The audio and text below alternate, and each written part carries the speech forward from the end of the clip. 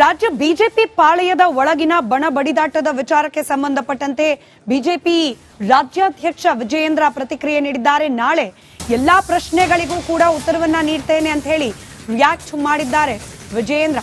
ಇದು ಬಿಜೆಪಿ ಬಣ ಬಡಿದಾಟದ ಮತ್ತೊಂದು ಅಪ್ಡೇಟ್. ಎಲ್ಲಾ ಪ್ರಶ್ನೆಗಳಿಗೂ ನಾಳೆಯೇ ಉತ್ತರ ಕೊಡ್ತೇನೆ ಅಂತ ಹೇಳಿ ಪ್ರತಿಕ್ರಿಯೆ ನೀಡಿದ್ದಾರೆ ಬಿಜೆಪಿ ರಾಜ್ಯಾಧ್ಯಕ್ಷ ವಿಜಯೇಂದ್ರ. ಯಾಕಂದ್ರೆ ಯಾರೇನೇ ಮಾಡಿದ್ರು ಕೂಡ ಎಲ್ಲಾ ಪ್ರಶ್ನೆಗಳಿಗೆ ನಾಳೆ ಉತ್ತರ ಕೊಡ್ತೇನೆ, ನಾಳೆ ಪತ್ರಿಕಾಗೋಷ್ಠಿಯನ್ನು ಕೂಡ ಕರೆಯೋನಿದ್ದೇನೆ. ಅದಕ್ಕೆ ಒಂದೇ ಮಾತನ್ನ ಹೇಳಿದ್ನಲ್ಲ, ಅವ್ರ address guarantee crisis also at the same time political crisis ಬಗ್ಗೆ ಚರ್ಚೆ ಮಾಡ್ತಾರೆ.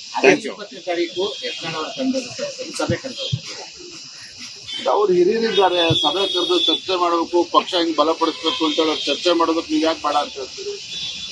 ಅದ್ರ ಬಗ್ಗೆ ನಾನು ತಲೆ ಕೆಡಿಸ್ಕೊಂಡಿಲ್ಲ. ಯಾಕಂದ್ರೆ ಯಾರೇನೇ ಮಾಡಿದ್ರು ಕೂಡ ಪಕ್ಷಕ್ಕೆ ಪೂರಕವಾಗಿ ಆಗ್ಬೇಕು ಅಂತಕ್ಕಂಥದ್ದು ನಮ್ಮೆಲ್ಲರ ಅಭಿಲಾಷೆ. ಆ ನಿಟ್ಟಿನಲ್ಲಿ ಅವರು ಕೂಡ ಮಾಡ್ತಾ ಇರ್ಬೋದು ಅಂತ ನಾನು ಅನ್ಕೊಂಡಿದ್ದೇನೆ. ಎಲ್ಲಾ ಪ್ರಶ್ನೆಗಳಿಗೆ ನಾಳೆ ಉತ್ತರ ಕೊಡ್ತೇನೆ, ನಾಳೆ ಪತ್ರಿಕಾಗೋಷ್ಠಿ.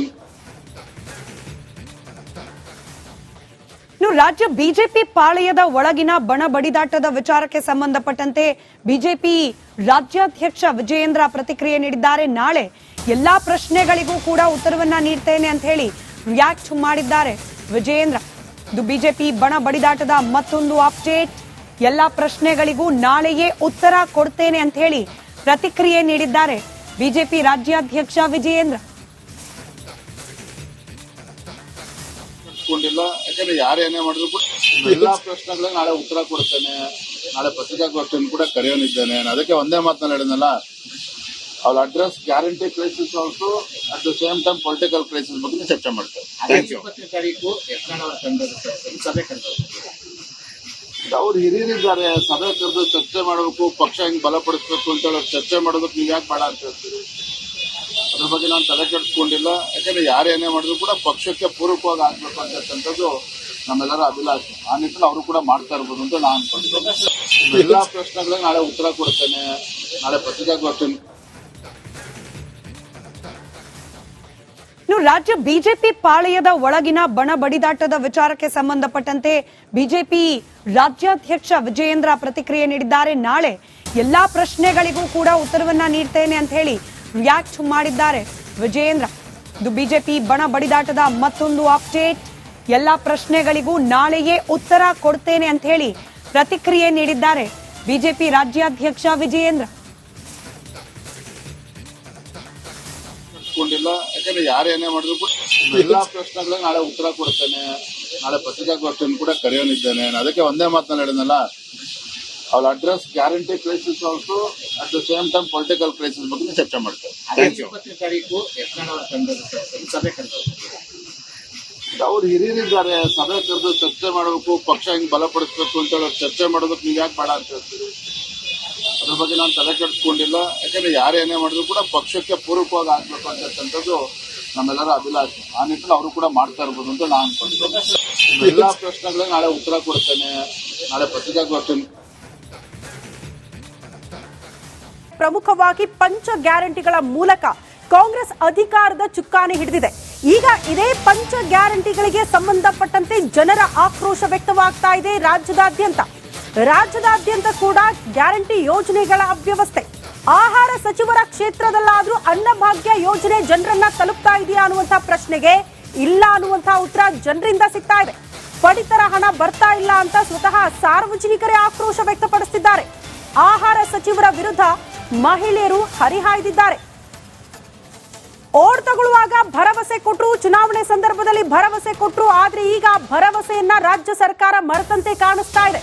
ಇವರಿಗೆ ಓಟ್ ಹಾಕಿ ನಾವು ತಪ್ಪು ಮಾಡಿದ್ವಿ, ಪಂಚ ಗ್ಯಾರಂಟಿಗಳಿಗೆ ಮೋಸ ಹೋಗ್ಬಿಟ್ವಿ ಅನ್ನುವಂತಹ ವಿಚಾರವನ್ನ ನಾವೆಲ್ಲ ಜನ ಹೇಳ್ತಿದ್ದಾರೆ.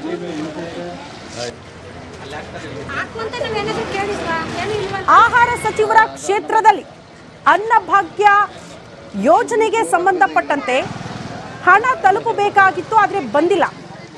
ಬರೀ 1 ತಿಂಗಳ ಅಂತ ಪ್ರಶ್ನೆ ಮಾಡಿದ್ರೆ ಇಲ್ಲ, ಸರಿಸುಮಾರು 3-4 ತಿಂಗಳಾಯ್ತು ಆ ಹಣನೇ ಬರ್ತಾ ಇಲ್ಲ. ಗೃಹಲಕ್ಷ್ಮಿ ಯೋಜನೆಯ ಹಣ ಕೂಡ ಬರ್ತಾ ಇಲ್ಲ. ಇದನ್ನ ನಂಬಿಕೊಂಡು ಜೀವನ ಮಾಡ್ತಾ ಇದ್ವಿ, ಬದುಕು ಕಟ್ಕೊಂಡಿದ್ವಿ. ಆದ್ರೆ ಈಗ ಜೀವನ ನಡೆಸೋದು ಕೂಡ ಕಷ್ಟ ಆಗ್ಬಿಟ್ಟಿದೆ ಅಂತ ಜನ ಈಗ ಆಕ್ರೋಶ ವ್ಯಕ್ತಪಡಿಸಿದ್ದಾರೆ. ಬರ್ತಾ ಇಲ್ಲ, 2,2 ಸಾವಿರನೂ ಬರ್ತಾ ಇಲ್ಲ. ನಾವು ಬಾಡಿಗೆಗೆ ಇರೋದು, ಕೂಲಿ ಮಾಡಬೇಕು, ತಿನ್ಬೇಕು. ಇದು ರೇಷನ್ದು ಬರ್ತಾ ಇಲ್ಲ, ಯಾವುದು ಬರ್ತಾ ಇಲ್ಲ ನಮ್ಗೂ. ಕಷ್ಟ ಅಲ್ವಾ ಸರ್? ಮೊದಲು ಆರಂಭದಲ್ಲಿ ಎಲ್ಲ ಚೆನ್ನಾಗಿ ಆರಾಮಾಗಿ ಬರ್ತಿತ್ತು. ಆಮೇಲೆ ಬರ್ತಾ ಇತ್ತು. ಇವಾಗ 3 ತಿಂಗಳು 4 ತಿಂಗಳು ಬರ್ತಾನೆ ಇಲ್ಲ. ಇದು ನೀವೇನಾದ್ರೂ ಅದನ್ನ ಕೇಳಿದ್ರೆ, ಈಗ ಸಚಿವರ ಕ್ಷೇತ್ರ ಇದು ಕೂಡ ಏನು ಕೇಳಿಲ್ಲ. ಬರ್ತಾ ಇಲ್ಲ, 2,2 ಸಾವಿರನೂ ಬರ್ತಾ ಇಲ್ಲ. ನಾವು ಬಾಡಿಗೆಗೆ ಇರೋದು, ಕೂಲಿ ಮಾಡಬೇಕು, ತಿನ್ಬೇಕು. ಇದು ರೇಷನ್ದು ಬರ್ತಾ ಇಲ್ಲ, ಯಾವುದು ಬರ್ತಾ ಇಲ್ಲ ನಮ್ಗೂ. ಕಷ್ಟ ಅಲ್ವಾ ಸರ್? ಮೊದಲು ಆರಂಭದಲ್ಲಿ ಎಲ್ಲ ಚೆನ್ನಾಗಿ ಆರಾಮಾಗಿ ಬರ್ತಿತ್ತು. ಆಮೇಲೆ ಬರ್ತಾ ಇತ್ತು. ಇವಾಗ 3 ತಿಂಗಳು 4 ತಿಂಗಳು ಬರ್ತಾನೆ ಇಲ್ಲ. ಇದು ನೀವೇನಾದ್ರೂ ಅದನ್ನ ಕೇಳಿದ್ರೆ, ಈಗ ಸಚಿವರ ಕ್ಷೇತ್ರ ಇದು ಕೂಡ ಏನು ಕೇಳಿಲ್ಲ. ಬರ್ತಾ ಇಲ್ಲ, 2,2 ಸಾವಿರನೂ ಬರ್ತಾ ಇಲ್ಲ.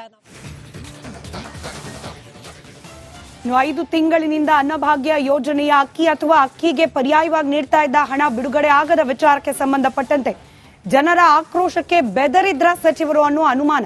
ಸುದ್ದಿಗೋಷ್ಠಿಯನ್ನ ಕರೆದು ಇದ್ರ ಬಗ್ಗೆ ಮಾಹಿತಿ ನೀಡೋದಾಗಿ ಹೇಳಿಕೆ ನೀಡಿದ್ದಾರೆ ಮುನಿಯಪ್ಪನವರು. 5 ತಿಂಗಳ ಕಾಲ ಅನ್ನಭಾಗ್ಯ ಯೋಜನೆಗೆ ಸಂಬಂಧಪಟ್ಟಂತೆ ಅಕ್ಕಿ ಜನರನ್ನ ತಲುಪ್ತಾ ಇಲ್ಲ. ಅಕ್ಕಿ ಬದಲಾಗಿ ಕೊಡ್ತಾ ಇದ್ದ ಹಣ ಕೂಡ ಅಕೌಂಟ್ಗಳಿಗೆ ಹೋಗ್ತಾ ಇಲ್ಲ.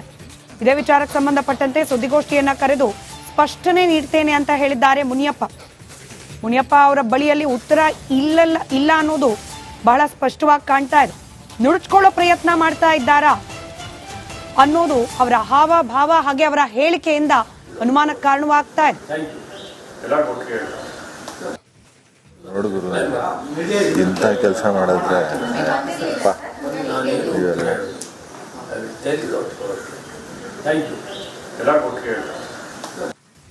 ನೋಡುಗರು ಇಂಥ ಕೆಲಸ ಮಾಡಿದ್ರೆ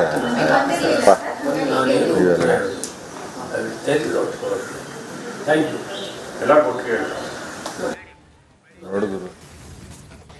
ಇನ್ನು ರಾಜ್ಯ ಬಿಜೆಪಿ ಪಾಳೆಯದ ಒಳಗಿನ ಬಣ ಬಡಿದಾಟದ ವಿಚಾರಕ್ಕೆ ಸಂಬಂಧಪಟ್ಟಂತೆ ಬಿಜೆಪಿ ರಾಜ್ಯಾಧ್ಯಕ್ಷ ವಿಜಯೇಂದ್ರ ಪ್ರತಿಕ್ರಿಯೆ ನೀಡಿದ್ದಾರೆ. ನಾಳೆ ಎಲ್ಲಾ ಪ್ರಶ್ನೆಗಳಿಗೂ ಕೂಡ ಉತ್ತರವನ್ನ ನೀಡ್ತೇನೆ ಅಂತ ಹೇಳಿ ರಿಯಾಕ್ಟ್ ಮಾಡಿದ್ದಾರೆ ವಿಜಯೇಂದ್ರ. ಇದು ಬಿಜೆಪಿ ಬಣ ಬಡಿದಾಟದ ಮತ್ತೊಂದು ಅಪ್ಡೇಟ್. ಎಲ್ಲಾ ಪ್ರಶ್ನೆಗಳಿಗೂ ನಾಳೆಯೇ ಉತ್ತರ ಕೊಡ್ತೇನೆ ಅಂತ ಹೇಳಿ ಪ್ರತಿಕ್ರಿಯೆ ನೀಡಿದ್ದಾರೆ ಬಿಜೆಪಿ ರಾಜ್ಯಾಧ್ಯಕ್ಷ ವಿಜಯೇಂದ್ರ.